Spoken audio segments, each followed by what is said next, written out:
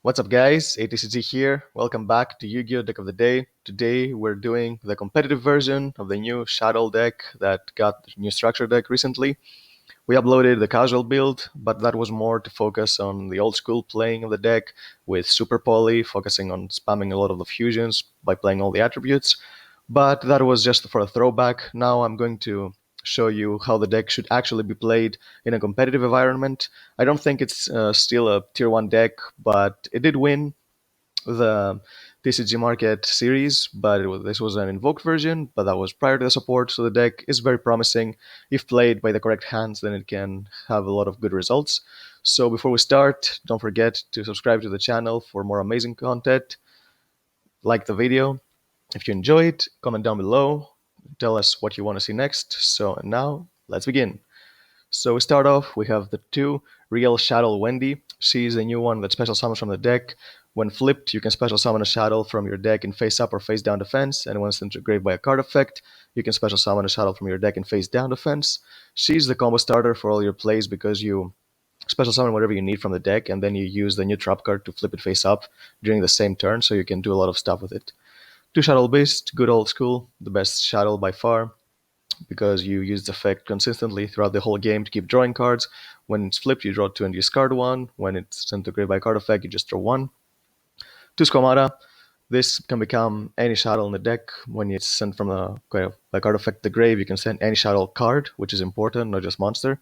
So you usually can send the trap card to combo out, and when it's flipped, you can target a monster on the field and destroy it, which can also be a disruption now because of the new trap where you can use the flip effects during your opponent's turn. 2 Hedgehog, because you want to keep having more Shaddolls during throughout the game during your hand, because when you run out of them, you cannot fuse anymore unless your opponent has a monster from the extra deck, but you cannot rely on your opponent throughout the whole game in order to be able to play, so that's why Hedgehog is a good one, because when it's sent from the hand or from the field to the grave by a card effect, you can pretty much get a Shaddoll from your deck to your hand, and when it's flipped, you can get any Shaddoll spell and trap from your deck to your hand, which is usually your fusion. It's not as good as it used to be because you cannot afford to set a monster and pass nowadays unless you're playing against a slow deck, but it can come up sometimes, which is still a good thing to have. And for the one-offs, 1-0 Shaddoll Ariel. She's the one that gets you all your combos because the trap card needs you to banish another Shaddoll card in order to use the effect. So you set your Ariel with your Wendy, you banish your construct, you lick away your construct and you banish her, along with the trap to flip your Ariel, and then Ariel special summons construct. Construct's effect is when it's special summoned, not fusion summoned, and it's not once per turn, so you can send another card to the grave so you can keep your advantage going, and then you can link climb into bigger monsters, which is usually you end on an Apollosa in order to be able to have some negation during your opponent's turn and then come back and OTK them during the next turn. 1 Dragon pops back row when sent to the grave by card effect, and when flipped, it targets a card your opponent controls, returns to the hand. Pretty good again. It's better than Squamata because it can return any card, so you can use it with your trap card during your opponent's turn. And 1 Falco in order to usually bring back your fusion monsters during the late game, but sometimes bring back a beast and drawing 2 cards is not bad. Now for the engine cards.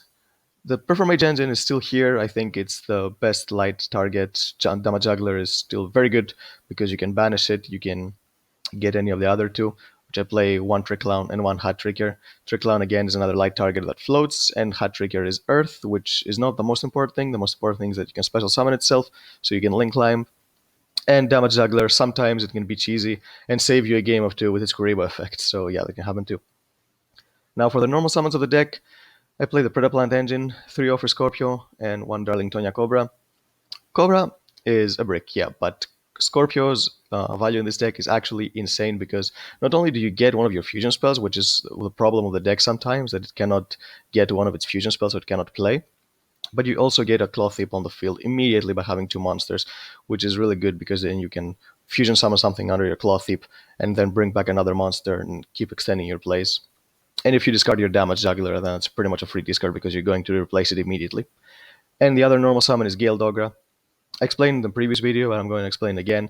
Gale Dogra is really good because it solves both problems of the deck. It sends up Kalona from the extra deck to the grave, so you can search any card.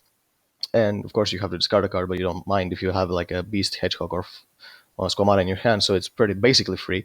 And not only that, but then you can link it up into Almiraj and Secure Gardener, so you can have a light material for your construct. And for the hand traps, 3 Ice Blossom, the most generic one, a fire attribute, so if you want to get to Greista, then you can have that option too. And 3 Veiler, which is better than Impermanence in this deck, of course, because it's a light target. For the spells, 3 Shaddoll Fusion, the bread and butter of the deck. This is the reason the deck is really good going second, but this build I do not run super poly, so I recommend going first in order to be able to build a board, because you're not going to be able to break the spiral board with a deck like this. It doesn't have an amazing amount of oppressive cards going second. If you want, you can make it more going second oriented and play cards like Super Poly or Evenly Matched, but this is a more going first version. But Shaddoll Fusion is still really good going first and going second, getting your monsters, getting your constructs, send anything you want to the grave, and get pretty much whatever you want. 3L Shaddoll Fusion, same thing. Not as good going second, but it's much better to disrupt your opponent by summoning Wind or Apollonia during their turn, or you can go for push and attack with everything and then throw an El Shaddoll Fusion, summon another monster, and attack again. 3 Call by the Grave, because you play cards like Guild Dogra and Scorpio, which have pretty heavy costs, especially Scorpio. Dogra's 3000 life is not as important as Scorpio's discard, so you want to make sure that their effects go off. And 1 Foolish, because it can be any monster in your deck. And I play 1 copy of the Trap, Shaddoll Incarnation. I think it's not a mandatory to play more than 1, because you basically just want to throw out this combo during the early game and special summon Ariel from the deck and flip her. So you can bring more monsters in the field and get Napalosa. After that, it's kind of slow because you don't want to wait a turn to use its first effect to bring back a monster from your graveyard, because of course it is a trap card, the spell would be much, much better. But then it would be a quick effect in the grave, so that would be debatable. But still, I think just 1 is important, because you can send it whenever you want to the grave with constructs, so yeah, that's why only 1 is really good. For the extra deck, 3 construct, of course, the heart and soul of the deck. The ace monster, when you summon it, when special summoned, you can send any Shaddoll card from your deck to the grave. Not once per turn, so you can use it multiple times during a turn. That's why I said Ariel is really good for the combo version. And of course, all the Shaddows, except the new one, recycle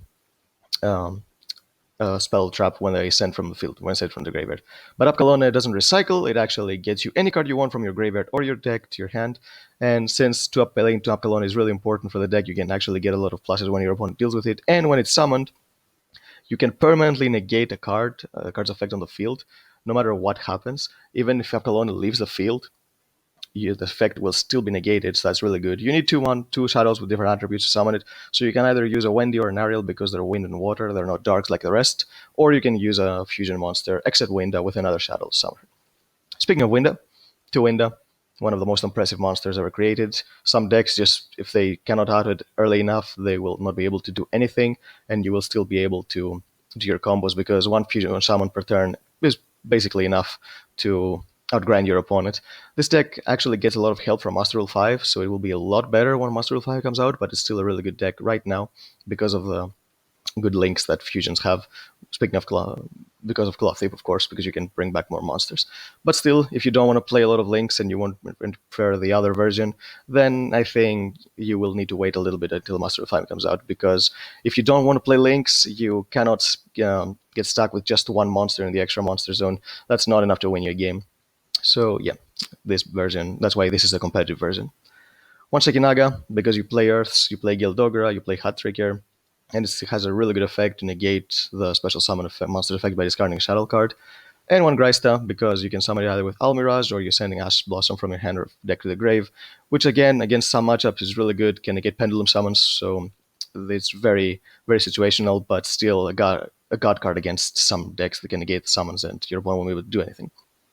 And for the links, 1 Almiraj and 1 Secure Gardener. Like I said, your Guild Dogra solves both problems of getting a fusion to your hand and getting a light material for your construct, and this is why these 2 are really important. And Secure Gardener cannot be used as link material, but it cannot be used as fusion material, and that's pretty much what you want. 1 Clothip, which is the best link monster for fusions by far. It's very generic. If you summon a monster under its zone, it can apply effects depending on what type of monster it has under its zones, but fusion is the best one because you can special summon a level 4 lower monster from your graveyard, so you can link climb. 1 Masquerena, because sometimes you need to make space to be able to get more monsters on the field, and it's really good to be able to use the link summon effect for your opponent's turn. And usually, what you summon with her is either Unicorn, which is a good card to be able to disrupt your opponent, because if you have Masquerena on the field and your opponent doesn't want to risk their common getting disrupted by Unicorn, they will either be forced to deal with Masquerena by a card effect, which is good because they're dealing with a card you don't really mind because you can just chain and link it away, or they will be forced to go into battle phase, which is basically what you want, because what you want to go first is to basically establish a mediocre disruption field and not get OTK'd during the next turn. So if you force your opponent to enter their battle phase with a mediocre board just to make sure they don't get disrupted by Masquerena Unicorn, that's pretty much your goal accomplished, so you will be able to come back during the next turn. And one Appaloosa, because like I said, the Ariel combo gives you a lot of monsters on the field, especially if your light monster for Construct is Damage Juggler, so you can get your Hat Trigger, special summon that as well, and you can summon Appaloosa with 3 materials and sometimes even 4, so you can negate multiple monsters effect. So, yep, that's the deck. This is the more competitive version of the deck. There are still a lot of versions that are very viable. You can try the Invoked version, you can try the Dino version, but I'm still a big fan of the pure deck, so I'm trying to keep it as pure as possible. But you're free to experiment with it. Shaddoll is a very flexible deck that can do pretty much a lot of things. You can run it as a whole deck, you can run it as an engine. Still an amazing deck. I'm so happy Konami finally decided to print support for it, and I can't wait to see how it fares in the new meta now that the structure deck is out.